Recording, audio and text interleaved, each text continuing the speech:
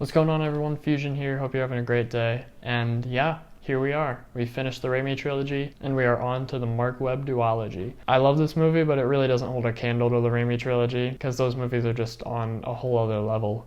At least the first two. Without further ado, let's get into The Amazing Spider-Man. So this movie starts out with Peter as a kid playing hide and seek with his dad, and he ends up coming across his dad's office after being ransacked. His spider work was attempted to be stolen because his cross-species genetics work with spiders, and his decay rate algorithm is just, I think it's called the decay rate algorithm.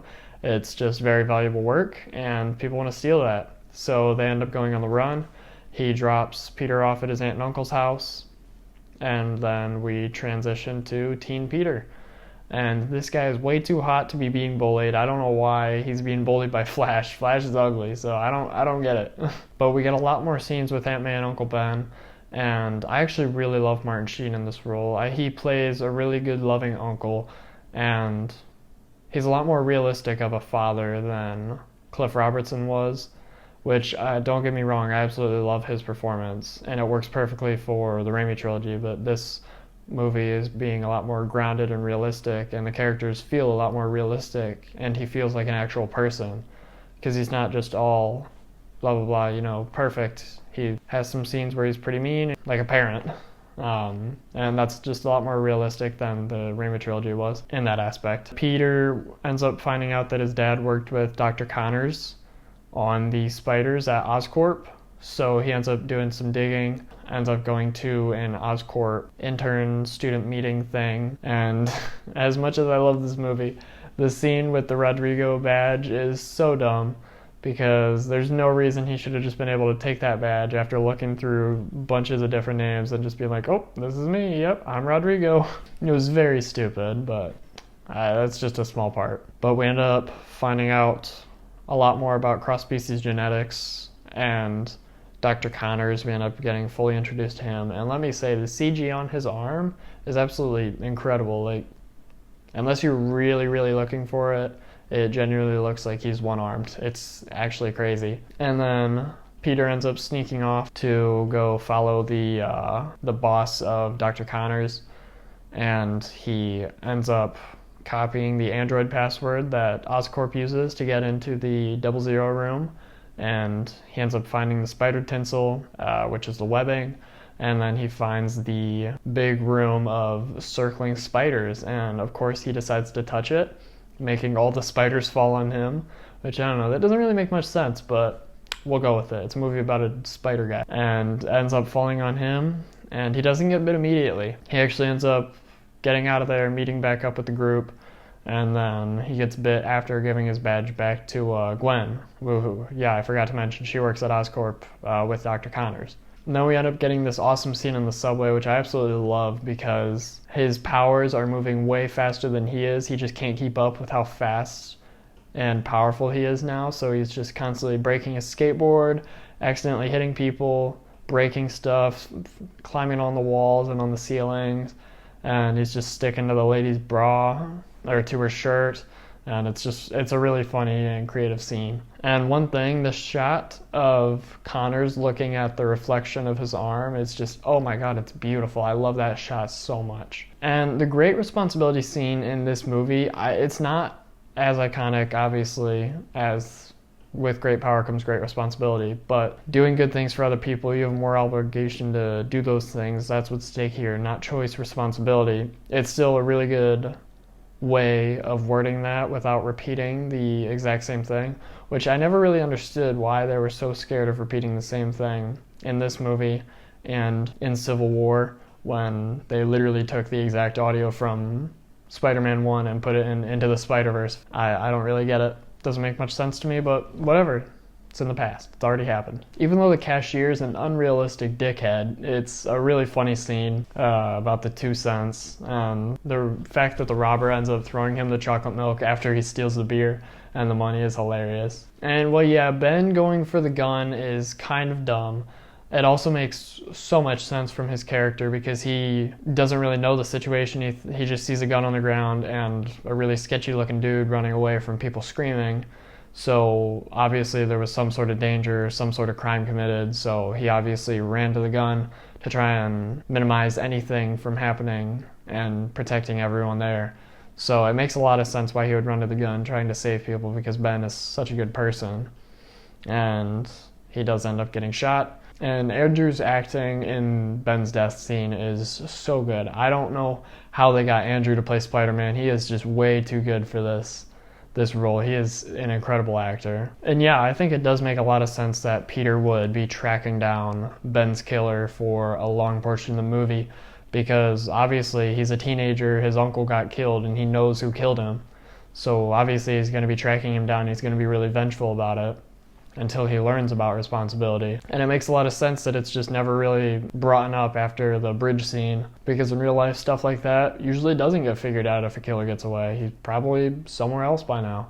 So that's another really realistic aspect of this movie that I really like. Hot take, I actually love this suit. It's so good. I know everyone's going to disagree with me, but I actually really love this suit. All the first person scenes that they have of him swinging, climbing up walls, and doing all that, those are actually really cool, and I wish we could see that more in the MCU, or just saw it more in superhero movies in general, because first person scenes are so cool. Captain George Stacy is a really cool character in this movie, and I really like the dinner scene between him and Peter, because it makes a lot of sense. Peter's like, hey, I'm helping you guys out, I'm doing your job for you, and he obviously can't tell him, and it's a really good tension builder in that scene, especially seeing him get totally roasted by Captain Stacy. I actually really like that Gwen finds out about Peter in the first movie, and also really early on in the first movie. It does kind of take away from that trying to hide my identity thing, but it gives such a different dynamic from the Raimi trilogy that we really needed.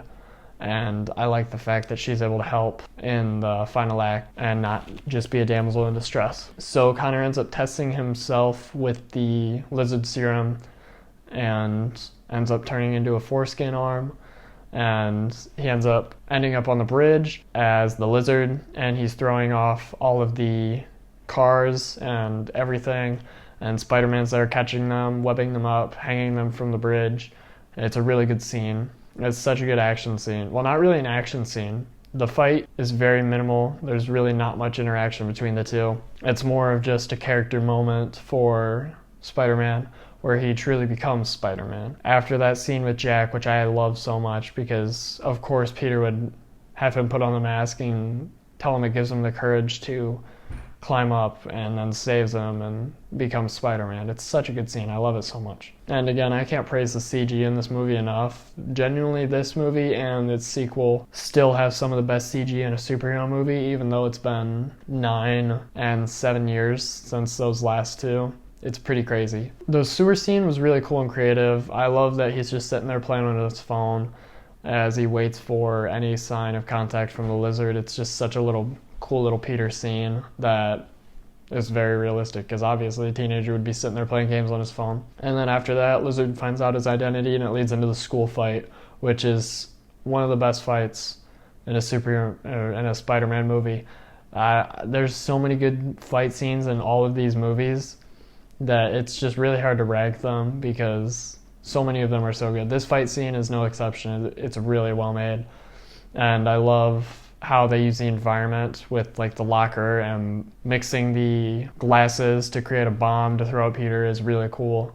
And the way Gwen enters with the trophy to help him web up Lizard is really good. I absolutely love when the city ends up coming together because of him rescuing Jack, who was the son of one of the crane operators. I love that they all come together to create the path that's easy for him after he's been shot.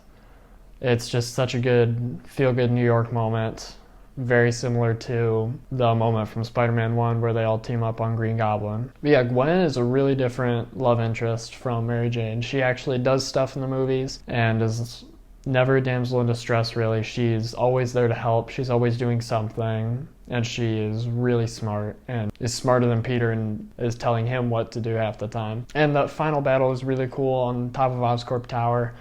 I really like the tension that they build up with Peter changing the serum and the Ganali device at the very last second. And having Connor's redemption is really good, because I really like that he doesn't die. It's very nice to have a villain that doesn't die in the end for once, and who actually gets redeemed just like Sandman did. It's a really different thing that we don't see very often. And Captain Stacy's death was very impactful, very emotional, and one thing I really love is how when Peter yells, it's like almost completely silent, but you can just faintly hear his yell in the background under the music. It's just a really cool touch that I've always loved. And then we have the funeral scene where he was there, but he couldn't be there because of Stacy's wish. And then we end up getting the breakup scene where Peter's like, I can't be with you anymore. And it's a really well acted scene. These two actors have incredible chemistry and are also just incredible actors. And this is a very emotional scene. And the fact that she just knows her dad so well to find out what happened at the end of the scene is really, really cool. And the ending was pretty good where he's like, but those are the best kind of promises, the ones you can't keep. And it makes a lot of sense. A teenager, obviously he would want to get back with her because he loves her. So it's a pretty good ending to the movie. Yeah, overall I really love this movie. This was the first Spider-Man movie I saw in theaters. I didn't grow up on it as much as I did with the Raimi trilogy. This was still in my younger years when I was still growing up. So I was 10 when this movie came out. So yeah, I was obviously still very young, and this movie was very impactful on me, and I really love it so much, and I always will. And it's not even a bad movie that I love.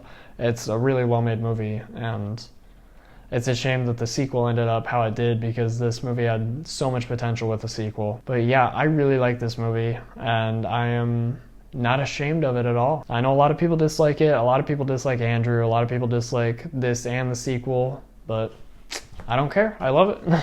That's all I can say. Obviously, like I said, not as good as the Raimi trilogy, but still very, very good. The Lizard was a really good villain, and Reese Ifans played him really well, and I wish we could have got that scene with the son in the actual cut of the movie and not just a deleted scene.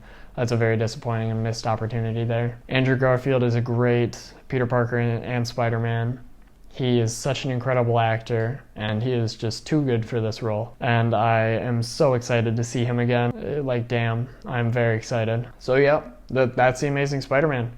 I will probably have The Amazing Spider-Man 2 on Saturday or Sunday. Maybe even Monday. Honestly, I don't know. My schedule is just so screwed. I'm not even going to try and say dates anymore because they'll just come out when they do. Just know that I will have the Far From Home review out before my No Way Home review. I'll have it out before next Friday. Everything will be done at the very latest next Thursday. And then my No Way Home review, I'll have my first impressions immediately after I get out of the theater. And then I'll have my full review probably later in the day or the next day. So yeah, expect that. I'll see you guys later. Peace out.